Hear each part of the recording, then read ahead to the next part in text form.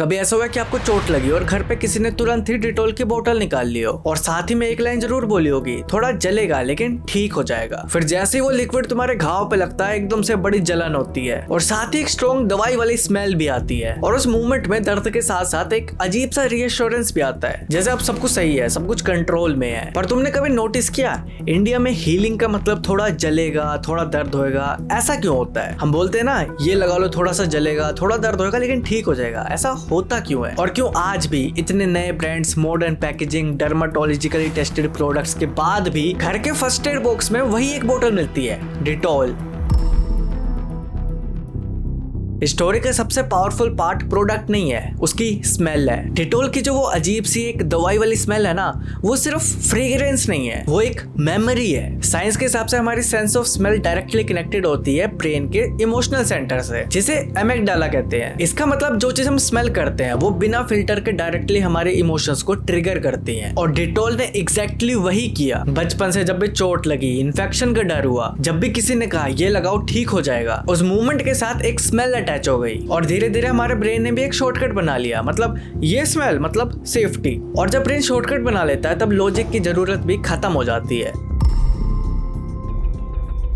अब यहाँ एक इंटरेस्टिंग लेयर जुड़ती है, वो जलन। वो जो हल्का सा बर्निंग सेंसेशन हमें फील होता है वो वैसे तो नेगेटिव फील होना चाहिए, लेकिन इंडिया में वही चीज एक पॉजिटिव साइन बन गई, क्योंकि जब डिटॉल लगता है और वो जलता है तो ना एक परसेप्शन बन जाता है कि हाँ ये चीज काम कर रही है और जम से फाइट कर रहा है। ये जो फीलिंग है ये सिर्फ फिजिकल रिएक्शन नहीं है, ये एक साइकोलॉजिकल कंफर्मेशन है कि ये चीज काम कर रही है। और अगर वो जलन नहीं होता तो एक डाउट हो जाता कि पता नहीं यार काम कर रहा है कि नहीं कर रहा है। इसी वजह से जब नए प्रोडक्ट्स लॉन्च होते हैं इसी कैटेगरी में तो वो बोलते हैं कि हमारा प्रोडक्ट जलता नहीं है, सॉफ्ट ऑन स्किन है, जेंटल केयर है। तो वो लॉजिकली तो बेटर लग सकते हैं पर इमोशनली वो प्रोडक्ट्स वीक फील होते हैं।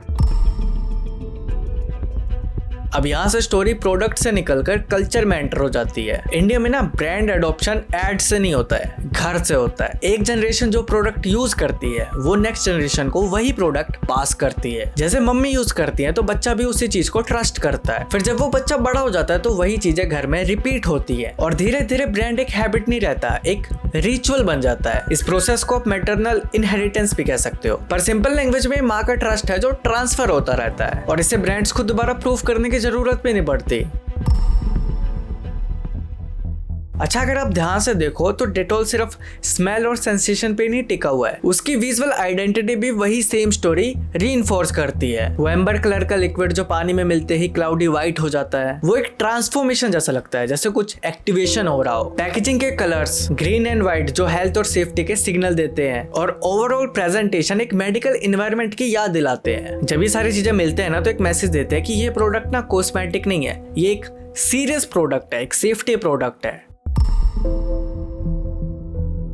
अब यहाँ पर आता है एक सबसे इंपॉर्टेंट शिफ्ट। डिटॉल ने अपने आप को एक एंटीसेप्टिक के रूप में प्रेजेंट नहीं किया, बल्कि एक रिस्पॉन्सिबिलिटी के रूप में अपने आप को पोजीशन किया। इसको बनाने वाली कंपनी रेक्टिक ने अपनी मार्केटिंग को इस तरह डिजाइन किया कि प्रोडक्ट को यूज करना एक चॉइस नहीं, एक ड्यूटी लगे, स्पेशली मदर्स के लिए, कि अगर आप डेटॉल यूज कर रहे हो तो आप अपनी फैमिली को प्रोटेक्ट कर रहे हो और अगर नहीं कर रहे हो तो कहीं ना कहीं रिस्क ले रहे हो। यही जो इमोशनल फ्रेमिंग है ना, यही लॉजिक को बाईपास कर देता है, क्योंकि यहाँ डिसीजन प्रोडक्ट का नहीं है, फैमिली सेफ्टी का हो जाता है।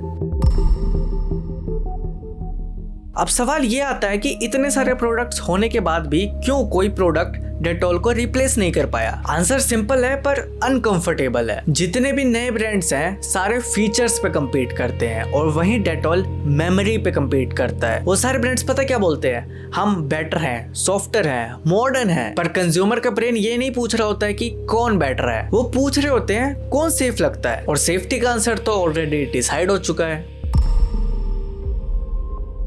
कोविड के टाइम हाइजीन अवेयरनेस बहुत इंक्रीज हुई, मार्केट में बहुत सारे नए प्रोडक्ट्स आए, स्प्रेज, सैनिटाइजर, वाइप्स, हर जगह ऑप्शंस बढ़ गए। पर इंटरेस्टिंग चीज पता क्या हुई कि इतनी अवेयरनेस बढ़ने के बाद भी लोग नए प्रोडक्ट्स पर इतने शिफ्ट नहीं हुए, बल्कि उन्होंने अपने ट्रस्टेड ब्रांड्स का यूज और बढ़ा दिया। क्योंकि जब डर ज्यादा होता है तो लोग एक्सपेरिमेंट नहीं करते, वो फेमिलियर चीजों पे ही वापस आते हैं। और यही वो मूवमेंट था जब डेटॉल की लेगेसी और भी ज्यादा स्ट्रॉन्ग हो गई। आज के डिजिटल फर्स्ट वर्ल्ड में जहाँ ट्रेंड्स हर वीक चेंज होते हैं और नए ब्रांड्स वायरल होते रहते हैं, वहीं डिटोल भी अपने आप को अडेप्ट कर रहा है, नए नए फॉर्मेट्स लेके आ रहा है, न्यू वेरिएशंस, न्यू कैटेगरीज। पर एक चीज नहीं चेंज कर रहा, अपनी कोर आइडेंटिटी, वो स्मेल, वो सेंसेशन, वो ट्रस्ट, क्योंकि वो बहुत अच्छे से जानते हैं उनकी रियल एसेट प्रोडक्ट नहीं है, कंडीशनिंग है। अगर आप किसी इंडियन घर का फर्स्ट एड बॉक्स खोलते हो तो हाई चांसेस है कि आपको फेमिलियर बॉटल्स ही मिलेंगी जो शायद सालों से वहां है और आगे भी रहेगी, क्योंकि कुछ ब्रांड मार्केट शेयर से नहीं मेमोरी शेयर से जीतते हैं। और जब कोई ब्रांड मेमोरी का हिस्सा बन जाता है तो वो रिप्लेस नहीं होता, वो कंटिन्यू होता रहता है।